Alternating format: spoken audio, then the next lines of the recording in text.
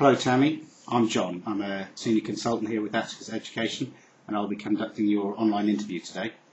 This will be made available to head teachers and schools looking to appoint in schools that you've expressed an interest in teaching at.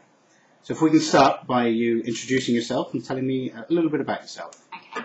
My name's Tammy Ball and originally I did a science degree and that's how I got my method of psychology as one of my teaching methods. Then I was doing quite a lot of acting and stuff at uni and ended up going over to the Lee Strasberg Theatre Institute in New York and did a year there at an acting school there. And so then when I came back from there, I did my Diploma of Education at Melbourne University, and hence why my two methods are psychology and drama. So that's excellent. Thank you. Right, with regards to your teaching, we can just get a little bit of an insight to that as well. Can you tell us a little bit about where you've most recently taught? Yeah, most recently I taught at a high school called Cranbourne Secondary College, which was in sort of southeast of Melbourne. It was just a large, about 1,500 students, and co-educational government school, with sort of mixed abilities, a lot of different kinds of students, but really enjoyed it. Thank you. Can you tell us a little bit more about the levels you've taught at? Yeah, I taught Year 7 through to Year 12, so that's sort of 12-year-olds through to about 18-year-olds, and I taught drama from Year 7 through to Year 10, and then theatre studies year 11 and 12, and drama year 11 and 12. English I taught Year 7, and I was a pastoral care teacher, looking after a class of Year 7s, and was head of drama and theatre studies. Thank you. And with regards to class sizes, were they fairly varied? From sort of the smallest I had was with the seniors would have been about 13 up to sort of 26 for the younger years. Excellent. I'd like to hear a little bit more about the sort of how you sort of cater for differing abilities. With regards to different ability levels, what would you do sort of with regards to classes?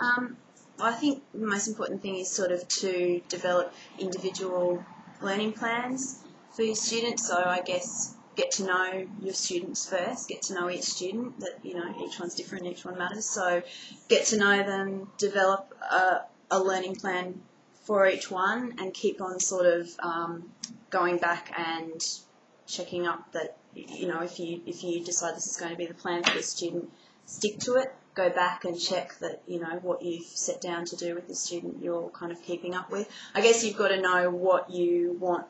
You're trying to teach a certain curriculum, and you know what you need to get taught. But I guess it's also about sort of knowing how different students learn, and perhaps when you're teaching one thing, knowing that students learn in different ways. So you might not just be reading something, you might also have it written up on the board, and you might be doing an activity where you have to do a flow chart to look at it visually or whatever. So just catering to different needs in that way. I suppose that's what I'd say. Excellent. Okay. Cheers, Tammy. Can I ask as well, have you had any experience working with students with special needs at all?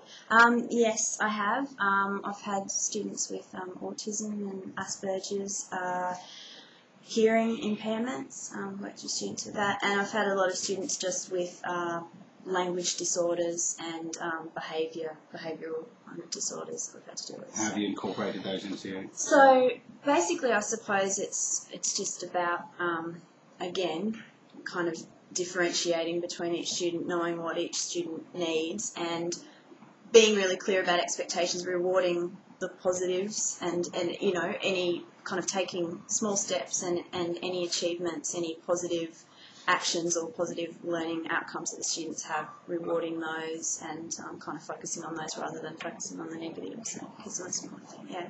Excellent.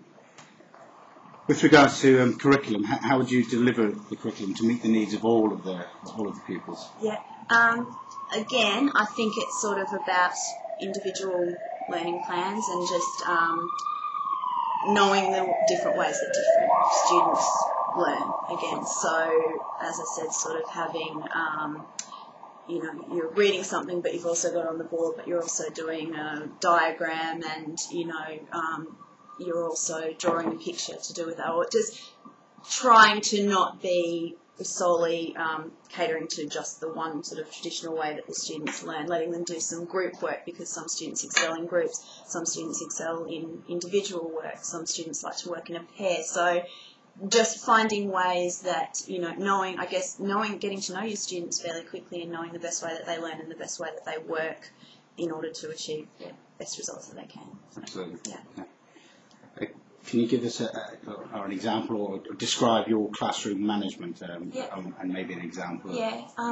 I think the most important thing when you start off with the class is just to be really clear about your expectations and these are the ground rules that we're going to develop.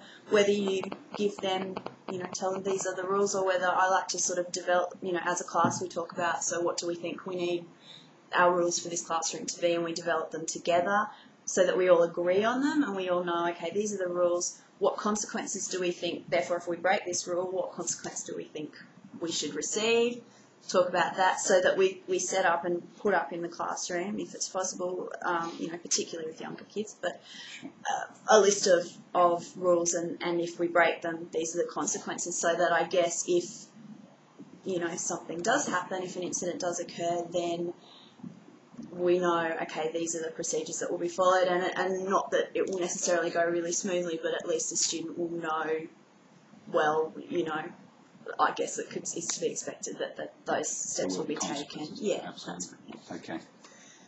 Can I ask, what do you think would be the greatest asset that you would bring to a classroom?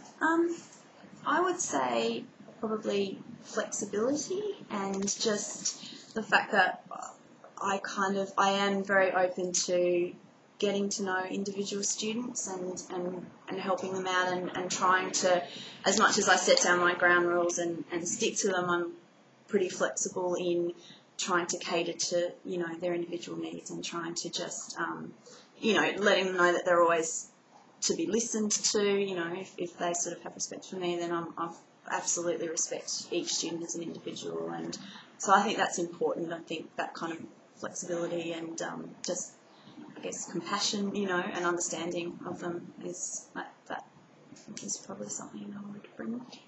Okay, cheers, thank you. And finally, having noted obviously that you are still to teach in the UK, how do you intend to get yourself up to speed with the UK syllabus and their requirements? I suppose just in terms of within the department that I work in, I would rely on asking a lot of questions and working as a team, and hopefully I can learn a lot from ask questions and learn a lot from other colleagues, but also and just to find out from them what I can read or where I can find it. I mean, I'm prepared to do a lot of sort of that background stuff, because you'd like to feel prepared, and I know a lot about the Australian curriculum, but I'm sort of eager to learn. So no doubt it wouldn't take you very long to get up to speed. Tammy, thank you very much for coming in today and taking our online interview process. Thank you. Thank you.